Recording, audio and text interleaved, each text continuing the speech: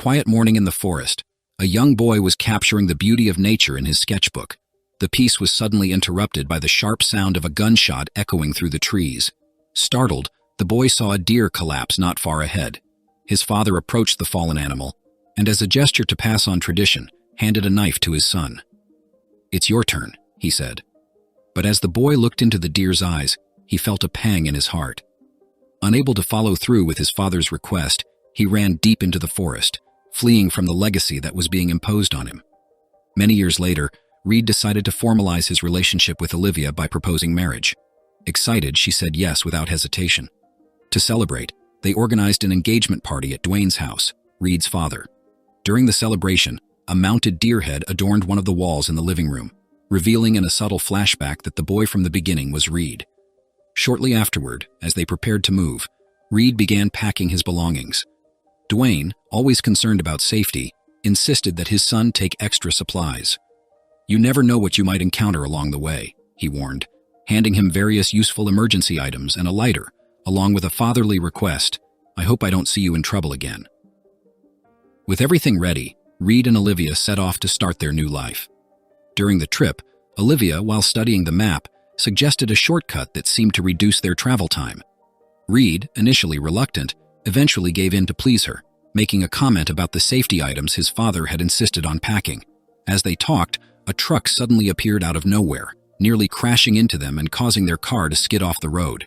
Shaken but unharmed, they found themselves lost, with no GPS signal on their phones. They then spotted a sign pointing toward a gas station, although the back of the sign was vandalized with marks hinting at dangers not far away. After driving for a while, they reached the gas station, which was attached to a peculiar store called the I Forgot store. Olivia felt uneasy and suggested avoiding the place, but Reed, noticing his urgent need for the bathroom, convinced her to go in. Once inside, despite the abundance of products, the atmosphere was eerily empty. While exploring, they noticed a man apparently lifeless, asleep in a chair behind the counter. Worried, Olivia asked Reed to check if the man was still breathing. Before he could get close enough, an elderly woman who introduced herself as Wendy interrupted them. She explained that her husband was simply in a deep sleep and advised them not to wander freely around the store. While Reed explained that they were lost, Wendy showed no surprise and commented that it was common for people to lose their way in that area. She occasionally exchanged a few words with her husband, who remained motionless and silent behind the counter. As Olivia headed to the bathroom, Reed spoke with Wendy in search of a map. The woman explained that she only had one copy, which was not for sale, but she quickly grabbed some paper and a pen so Reed could sketch his own version of the route to the main road. Upon returning, Olivia suggested writing down the directions instead of drawing them, making it easier to follow during the trip. Hearing their conversation, Wendy pointed out a shortcut that would not only save time, but also offer a stunning view of the landscape. She described the route, which included a dirt road running along the edge of a cliff. Before leaving, the couple bought some snacks from Wendy, who bid them farewell with a peculiarly shrill laugh. As they continued their journey, they came across a dead animal on the side of the road, a bad omen they chose to ignore. "Hello, my dear friends. This is the summary of the movie. Drive back. I hope you're enjoying it. Comment, I liked it, so we know you paid attention to every detail of the video. Now let's continue." Inside the car, Reed shared with Olivia his desire to have a daughter, revealing his complicated relationship with his father. He recounted episodes from his childhood when his father would forcibly take him into the woods, teaching him harsh survival skills. On one occasion, his father made him skin a deer, a traumatic experience that ended with Reed sick and covered in his own vomit. That was the last time Dwayne took him into the woods, after realizing his son had forgotten to bring his backpack with clean clothes. Suddenly, Reed had to brake hard to avoid hitting a bumper abandoned in the middle of the road. When he got out to remove it, he noticed worms and spiders crawling on the object. Back in the car, he was horrified to see blood dripping from underneath the vehicle. For a moment, a threatening figure whispered his name, but it was only Olivia calling him back to reality. Further along, a worn-out man with tattered clothes emerged by the side of the road. Reed stopped to offer help, but the man holding a piece of wood shouted at them to stay away. Misinterpreting this as a threat, Reed accelerated, leaving the man behind as he yelled at them for ignoring his warning. As they pressed on, Reed began to hear disturbing voices on the radio. sounds Olivia couldn't perceive. He suggested turning back, but she, confident they were close to their destination, disagreed. Moments later, they stopped so Olivia could go into the woods. There, she encountered a dark figure approaching and ran back to the car, terrified, taking the wheel herself. As she drove hurriedly, Reed felt an oppressive atmosphere of bizarre events overwhelming his mind. Reed is haunted by a vivid dream in which he sees Olivia being possessed by a malevolent entity, ferociously attempting to attack him. Upon waking, he confronts Olivia, who denies any strangeness, including the incident with the hitchhiker and the ominous encounter in the forest. Reed, trying to inject some reason into the conversation, points to the fuel gauge, nearly empty, emphasizing how long they've been driving. To their astonishment, the bumper they had passed earlier reappears in their path, a chilling discovery that leaves them both unsettled. Attempting to shake off the growing fear, Reed looks for something to eat, but Olivia comes across a horrifying sight, a bloodied woman levitating in the air who vanishes abruptly before her eyes. Even as they try to move away, the couple inexplicably finds themselves back at the same spot, once again facing the mysterious bumper. Deciding to investigate on foot, the night suddenly falls, and they stumble upon the wreckage of a car. Blood begins to drip onto the destroyed vehicle, and when they shine their flashlight upward, the horror becomes real. A child hangs upside down, covered in blood. Terrified, Reed and Olivia try to flee, but a hooded figure appears, attacking them violently. They run back to the car, hitting the attacker with the vehicle, but shockingly, he rises unharmed and assaults them again. Reed, desperate, drives the car straight at the aggressor, causing the bumper to detach. Now out of fuel, they come to a stop right at a crossroads.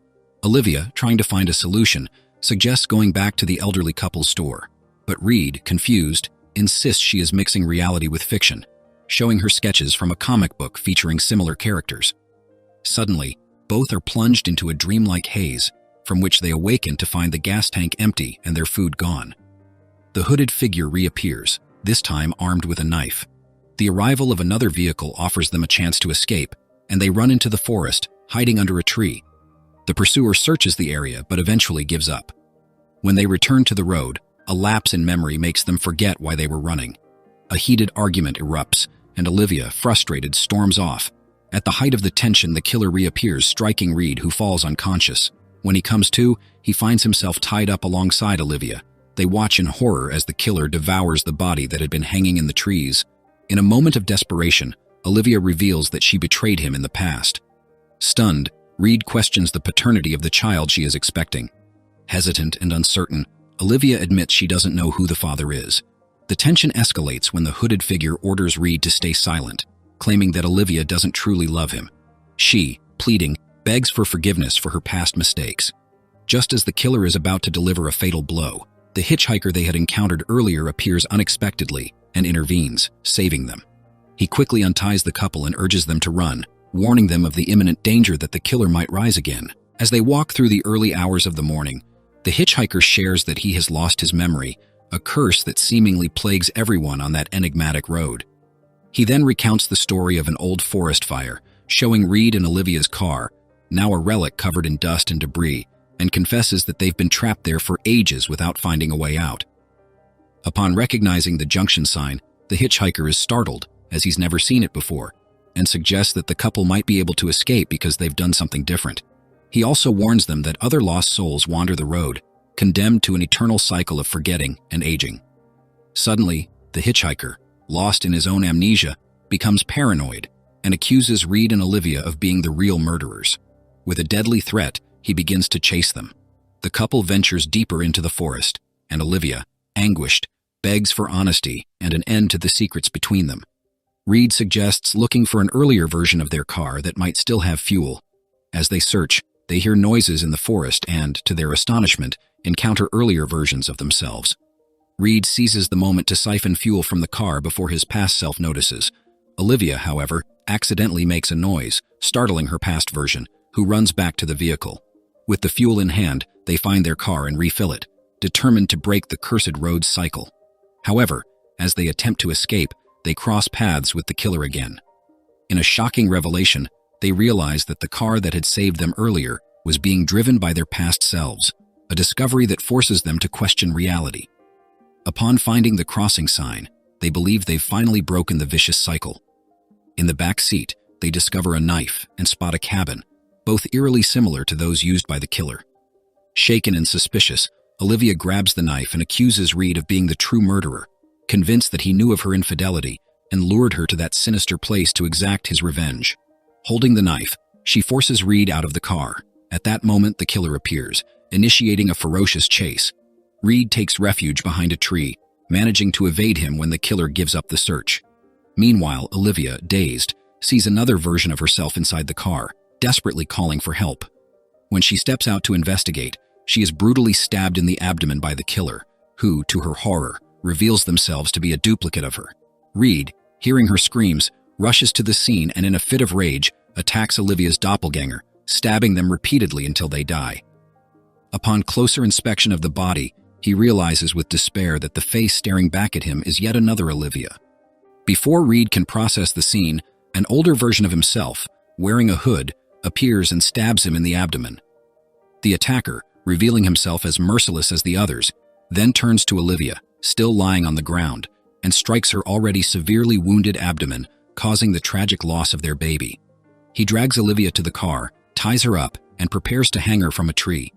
In one final act of resistance, Reed, gathering the little strength he has left, attacks his own double, slitting his throat.